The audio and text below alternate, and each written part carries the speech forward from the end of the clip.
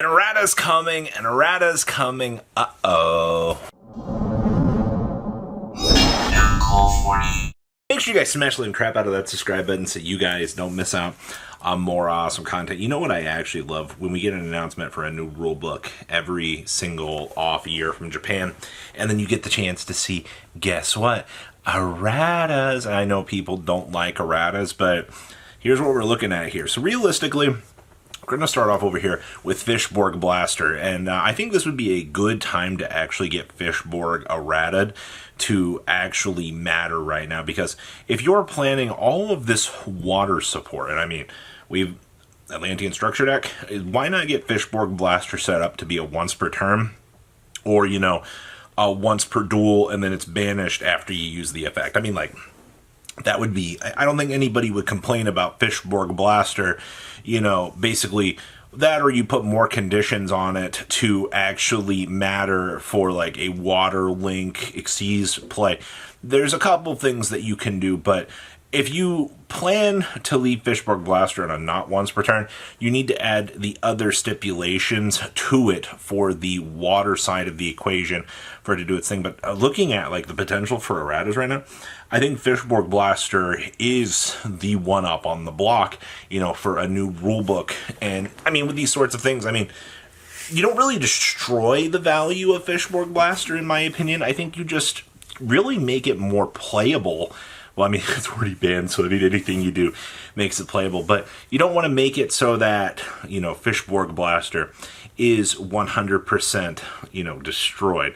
But you have to do something to it, because Fishborg Blaster is an insane card. Like, we have learned time and time again that if you leave these sorts of things unchecked with these not once per turn effects, yeah, things tend to get a little bit crazy out here. So yeah, next up is Union Carrier, and this is something that I feel like every one of these videos that you look at with these sorts of things, and you look at Union Carrier, you're like, okay, so how do you fix Union Carrier? You literally just tie it into a Union monster. Like, it doesn't take a genius to tell you that the card's name is Union Carrier, and it should interact with Union monsters.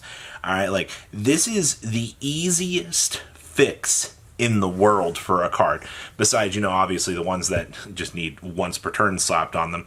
You literally look at Union Carrier and you go, okay, you're a Union monster, let's go ahead and equip a Union monster onto you. All right, literally, that's all you need to do. You know, this would be obviously there's not like a huge crazy amount of, you know, OMG Union monsters out here. No, but this would be a very, very cool way to actually make the card work like it was intended to. As the name says, Union support. All right. Konami, if you're watching this, it's not that hard to make decisions out here to make things playable.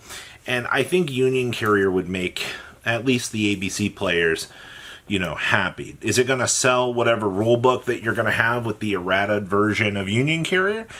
I mean, probably not. I mean, it's not like the greatest decision out here, you know, for marketing, but I think most people agree that, like, bringing Union Carrier back to 3 with a full unerrata to allow it to actually work with ABC would be one of the coolest things that we could actually have, and players would just be genuinely happy.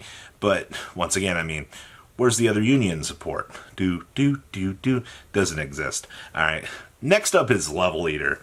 Like our dear friend Fishborg Blaster, the only thing that we need to slap onto Level Eater is the ever so amazing condition: you can only use the effect of Level Eater once per turn.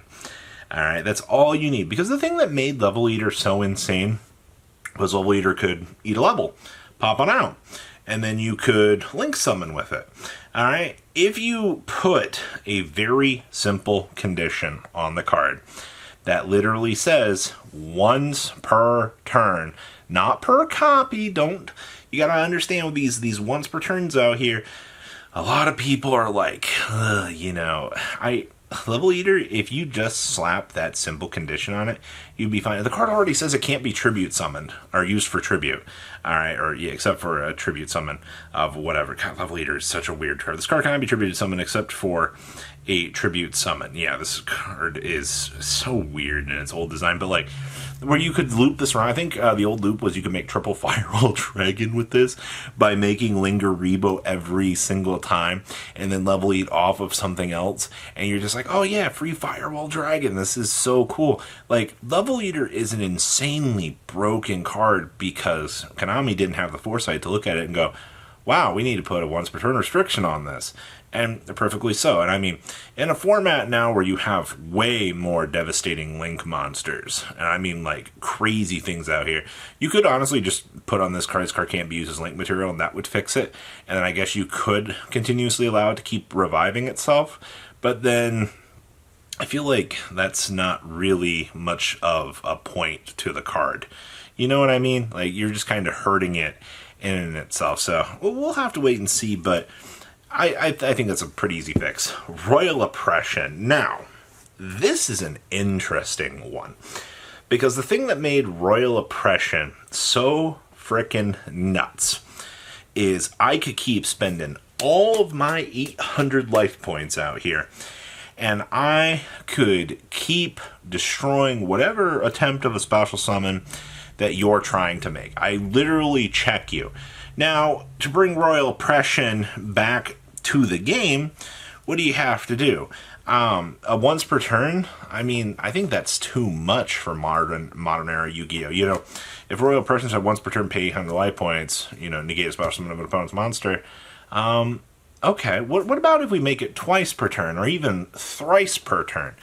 I would actually kind of be okay with it saying up to twice per turn or up to thrice per turn.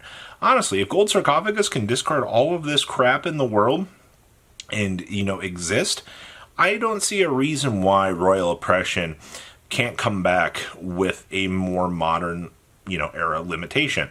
Once per turn is not strong enough.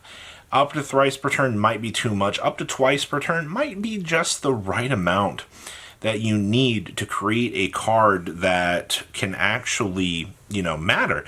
And, I mean, even if you bring Royal Oppression back to 1 with a twice per turn usability on it, then I guess, like, does that really hurt it? I personally don't think so. I think that would actually make Royal Oppression playable. You could actually probably put it up to thrice per turn on it, and then just be like, all right, well, you know, if you see it, I mean, you can work around the Nightmare Griffin to get it back on the field.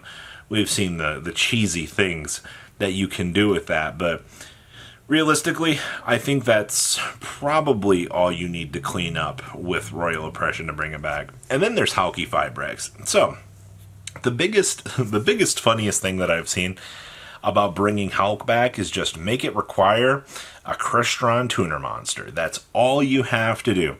You just change that summoning condition to be 2 monsters, including a Crystron tuner monster. We can bring HyFibr back. Right?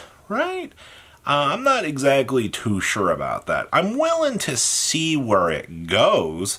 And I think, you know, dedicating this to more of the Crystron side of the equation would be good. It's, you look at these sorts of cards and you're like, you want to put them back into their archetypes, you know, because it's when these cards become too generic that you start to see these issues kind of start to form. And I think Hulk is definitely one of those things that you genuinely look at and you're like, okay, like, just does putting a Crystron tuner on it make the difference? Well, I'm willing to see where it goes. I'm willing to give Hulk a chance in, you know, the current scheme of the game, just to see if we can find some sort of exciting way to try to challenge these things, you know? Like, does making that specific restriction make Hulk, well, obviously it makes it worse, makes it more restrictive, but by doing this, do we fix the problems, you know? Do we limit it down enough that this thing can actually come back? And I mean, that's what I'm willing to see. So what do you guys think about these? There are so many cards. I mean, max you could get an errata to up to 5 times per turn. You know, it would be the most hilarious thing in the world, but we'll have to wait and see. So please, leave a comment down below. Tell me what you guys think, and I'll see your beautiful faces back here later in the day, guys. Peace. Patrons, thank you.